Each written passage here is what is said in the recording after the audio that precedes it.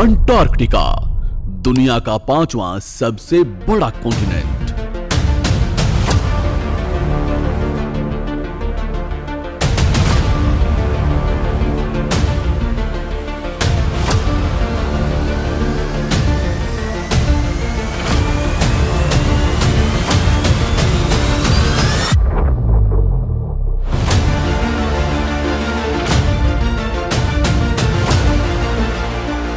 पृथ्वी का सबसे शांत, सन्नाटे और सस्पिशियस सवालों से भरा साउथ पोल का वो हिस्सा जहां 100 से भी ज्यादा सालों से इंसान कदम रखने की कोशिश में लगा है, लेकिन हर बार अंजाम डेडलेस नजर आता है।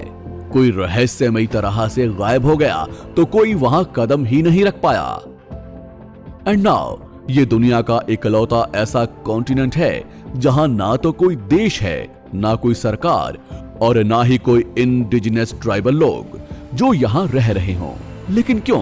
कैन यू इमेजिन कि अंटार्कटिका के नीचे 513 बैरल ऑयल छुपा हुआ है, जो मिडिल ईस्ट के बाद सबसे बड़ा ऑयल रिजर्व है, लेकिन स्टिल लोगों की नजरों से दूर है। पर क्यों?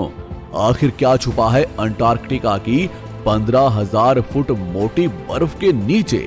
क्या सच में बर्फ का ये सबसे बड़ा रेगिस्तान कभी हरी भरी वादियों का खजाना हुआ करता था? कौन कौन से राज दफन हैं दुनिया के इस हिस्से में? Why people easily cannot reach Antarctica? Let's explore. दोस्तों, एक तरफ हमारी पृथ्वी के नॉर्थ पोल में आर्कटिक रीजन है, जहां ग्रीनलैंड, आइसलैंड और अलास्का जैसे तमाम देशों को मिलाकर 4 मिलियन यानी 40 लाख से भी ज्यादा लोग रहते हैं। वहीं दूसरी तरफ है साउथ पोल पर बसा अंटार्कटिका, जहां ना तो कोई सरकार है और ना ही कोई ट्राइब, ना फिक्स पॉपुलेशन जो यहां बसती हो। पर हाँ, यहां सील की कुछ प्रजातियां जैसे वेडल सील, क्रिबिटर सील, रॉयस, रोसल और फर सील और कुछ पेंगुइन्स जरूर रहते हैं, पर वो भी सिर्फ सी शोर के आसपास रहना ही पसंद करते हैं। पोलर बियर जो 42 डिग्री सेल्सियस तक का टेम्परेचर इजिली बर्दाश्त कर सकता है, वो तक यहाँ सरवाइव नहीं कर पाता। पता है क्यों? क्योंकि अंटार्कटिका दुनिया की सबसे ठंडी जगह है, जहाँ पल भर में इंसान का खून जम सकता है। ठंड से बॉडी पर रैशेस, घाव, कट, बर्न के मार्क्स, ब्लड जमकर काला पड़ जाना, ये सब मिनटों का खेल है। इसे दुनिया का सबसे ड्राई और तेज हवाओं वाला कॉन्टिनेंट भी कहा जाता है।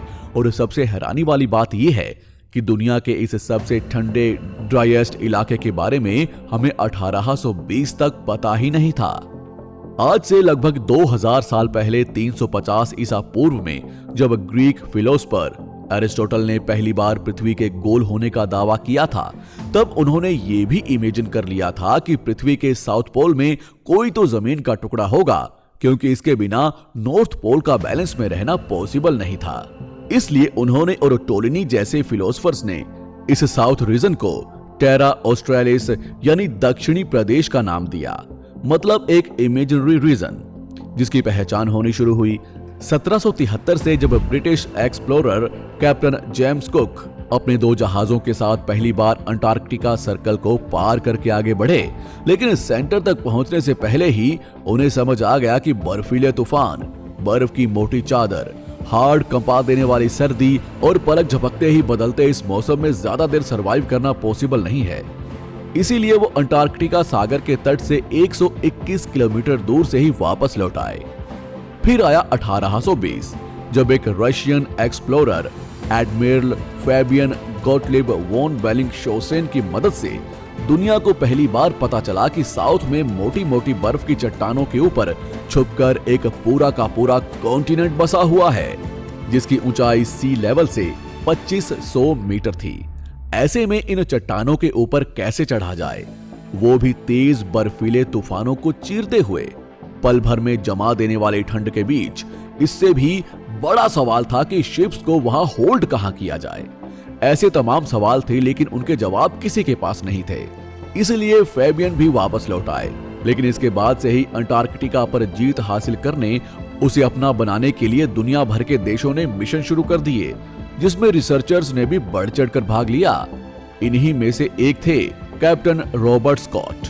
जो अपने 2 साथियों के साथ अंटार्कटिका पर रिसर्च के लिए गए। लेकिन हालत इतनी खराब हो गई कि इन्हें भूख से बचने के लिए अपने ही डॉग को खाना पड़ा। सर्द हवाओं और बदलते मौसम ने स्कॉट के होंठ हमेशा के लिए काले कर दिए और बॉडी पर बर्न, कट, घाव के मार्क्स की तो काउंटिंग ही नहीं थी। पर स्कॉट ने हार नहीं मानी और पूरे 1 साल की यात्रा के बाद फाइनली 1911 में वो अंटार्कटिका के सेंटर में पहुंचे ताकि अपने देश का झंडा वहां लगा सकें। पर उनकी पूरी मेहनत खराब हो गई जब उन्होंने देखा कि वहां तो पहले से ही एक नॉर्वेजियन फ्लैग लगा हुआ है। स्कॉट जो सबसे पहले साउथ पोल पर पहुंचना चाहते थे, उनका यह सपना ही रह गया। वो वापस लौटने के लिए आगे बढ़े, लेकिन अंटार्कटिका के मौसम ने उन्हें इजाजत नहीं दी और बर्फीले तूफान ने उन्हें और उनकी पूरी टीम को मौत की नींद सुला दिया। इसके बाद ना तो कभी स्कॉट नजर आए और ना ही उनकी टीम का कोई साथी, ना ही उनकी बॉडीज मिली, ना ही शिप का कोई अवशेष। स्कॉट जैसे ना जाने कितने ही एक्सप्लोरर्स हैं जो अंटार्कटिका के लिए निकले तो सही, लेकिन कहां गए, उनके साथ क्या हुआ, कोई नहीं जानता। क्योंकि अंटार्कटिका में बर्फ की चादर 15,000 फीट जितनी मोटी है। पूरी दुनिया से कंपेयर करें तो वर्ल्ड की 90% बर्फ अकेले अंटार्कटिका में जमी हुई है, जिसके पिघलते ही समुद्र का लेवल 60% तक बढ़ जाएगा। मतलब पूरी दुनिया का लगभग 70% फ्रेश वाटर अंटार्कटिका में ही मौजूद है। यहाँ 250 से 300 किलोमीटर प्रति घंटे की रफ्तार से बर्फीले तूफान आते हैं जो किसी को भी अंधा बना सकते हैं। इसीलिए इसे वर्ल्ड्स मोस्ट विंडिएस्ट जगह भी कहा जाता है और इसलिए अंटार्कटिका का एवरेज टेम्परेचर -40 से -90 डिग्री सेल्सियस तक रहता है, जबकि हम एज ह्यूमन 20 से 30 डिग्री तापमान में भी कांपने लगते हैं। तो इमेजिन कीजिए अंटार्कटिका पर सरवाइव करना कितना ही मुश्किल होगा। अंटार्कटिका के इस अजीबोगरीब वेदर को समझें तो इसके पीछे भी एक बड़ी इंटरेस्टिंग वजह है। देखिए, आप दुनिया के चाहे किसी भी कोने में जाइए, आपको आसमान एज कंपेयर टू जमीन ठंडा ही मिलेगा, लेकिन अंटार्कटिका वो अजूबा है जहां आसमान से भी जमीन ज्यादा ठंडी होती है। क्योंकि दूसरे रीजन्स में जहां हवा ऊपर की तरफ ग्रेविटी के अगेंस्ट उठती है, वहीं अंटार्कटिका में हवाएं नीचे की तरफ भयंकर तरह से पुश होती हैं और तूफानी प्रेशर के साथ पूरे अंटार्कटिका में फैल जाती हैं। यही रीजन है कि यहाँ जमीन इतनी ठंडी है और साल भर तूफानी हवाएं, बर्फीले स्टॉर्म आते रहते हैं। इसीलिए इस रीजन में नॉर्मल प्लेन्स को उड़ने की भी इजाजत नहीं है, क्योंकि उन्हें इस तरह के खतरनाक तूफानी वेदर का सामना करना पड़ता है जो कब किसकी जान ले ले कुछ कहा नहीं जा सकता। सिर्फ तूफान या अंटार्कटिका का मौसम ही नहीं, बल्कि यहाँ की जमीन भी ह्यूमन फ्रेंडली नहीं है। अपनी स्क्रीन पर आप जिस बड़ी सी संकरी सी पट्टी को देख रहे हैं, इसे कहते हैं क्रेविस। आपको ये भले ही बर्फीली जमीन में बनी एक पतली सी दरार नजर आ रही होगी, लेकिन इसकी गहराई होती है 65 से 100 फीट तक। मतलब अगर गलती से भी इस पट्टी पर किसी का पैर पड़ जाए तो इंसान एक ही झटके में सीधा 100 फीट बर्फ की मोटी लेयर्स के नीचे धंस जाएगा और अगेन उसे कोई नहीं खोज पाएगा। यहाँ तो फिर भी चलो रिसर्चर्स अवेयर हो सकते हैं क्योंकि ये पट्टी नजर आ रही है, लेकिन मोस्ट ऑफ द केसेस में तो ये पट्टी नजर ही नहीं आती है। बर्फ से क्रेविस की ऊपरी लेयर कवर हो जाती है, जिस वजह से इंसान उसे देख नहीं पाता और फिर आप समझ सकते हैं कि क्या होता होगा। इसलिए अंटार्कटिका को most deadliest dangerous continent of the earth माना जाता है, जहां रहना, सरवाइव करना बहुत मुश्किल है। अगर कोई बर्फ, तूफान और खतरनाक मौसम से भी बच जाए तो वो यहाँ खाने पीने के अभाव में भूखमरी से मर जाएगा, जैसा कि स्टोक के साथ हुआ भी था उसकी पहली रिसर्च के दौरान। वो तो शुक्र था कि उनकी टीम के साथ एक डॉग था जिसे मारकर उन्होंने अपनी भूख मिटा ली, वरना स्कॉट और उनकी टीम पहली ही बार में मारे जाते। यही रीजन है कि 1908 से 1942 तक 7 अलग अलग देश जैसे Argentina, Australia, Chile, United Kingdom, Norway, France और न्यूजीलैंड जिन्होंने अंटार्कटिका पर क्लेम किया, उन्होंने गुजरते समय के साथ अपने कदम पीछे खींच लिए। लेकिन due to our technology, modern machineries के जरिए आज कई देश हैं जो अंटार्कटिका पर रिसर्च कर रहे हैं, जिनमें जापान, नॉर्वे, अमेरिका, रूस, ऑस्ट्रेलिया जैसे तमाम देश शामिल हैं। स्पेशली अमेरिका के यहाँ 2 रिसर्च सेंटर्स हैं। पहला Amundsen Scott South Pole station और दूसरा मैकमुर्डो स्टेशन, जो अंटार्कटिका का सबसे बड़ा सभी सुविधाओं से लैस रिसर्च सेंटर है, जहां 500 से 1000 रिसर्चर्स रहते हैं। उनके खाने पीने के लिए तो यहाँ सुविधाएं हैं ही, साथ में रिसर्च के लिए ऑफिस, मेडिकल फैसिलिटी के लिए hospital, ATM, bank, comfortable room, gym और भी बहुत कुछ है। इसीलिए इसे अंटार्कटिका का सबसे बड़ा टाउन भी कहा जाता है।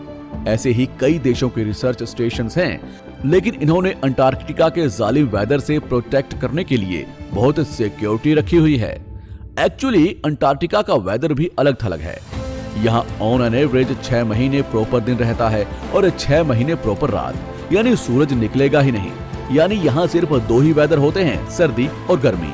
सर्दियों में अंटार्कटिका में इतना अंधेरा होता है कि अपने सामने खड़ी कोई चीज भी नजर नहीं आएगी, जबकि समर्स में यहाँ टेम्परेचर 15 से 20 डिग्री रहता है और इन दिनों सूरज भी लगभग हमेशा आसमान में रहता है।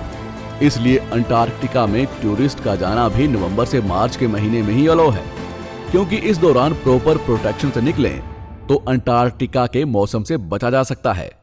और इन्हीं दिनों यहाँ मौजूद 70 के लगभग रिसर्च सेंटर्स की भी जरूरत की चीजें पहुंचाई जाती हैं। जो स्टेशंस बर्फीले तूफानों के चलते बर्फ से ढके हैं, उन्हें मशीनरीज की हेल्प से साफ किया जाता है, बर्फ को हटाया जाता है, जिसके बाद से रिसर्चर्स फिर से अपने काम में लग जाते हैं। आज इन्हीं रिसर्चर्स की बदौलत ये पता चल सका है कि अंटार्कटिका की जमीन के नीचे 513 बैरल ऑयल छुपा हुआ है, जो मिडिल ईस्ट के बाद ऑयल का दूसरा भंडारण है। हो सकता है शायद इसके लिए ये देश इस खतरनाक रीजन में भी रिसर्च कर रहे हों। हालांकि माना जाता है कि अंटार्कटिका रिसर्च के लिए भी बेस्ट केंद्र है, इसलिए भी यहाँ हर देश रिसर्च के लिए अपना सेंटर बनाना चाहता है। इस बारे में आपकी क्या राय है, कमेंट करके बताइए। वीडियो और अंटार्कटिका की ये मिस्टीरियस कहानी पसंद आई हो तो लाइक और शेयर जरूर करें। मिलते हैं अगली वीडियो में, तब तक के लिए चैनल को सब्सक्राइब और बेल आइकन को प्रेस जरूर कर लें।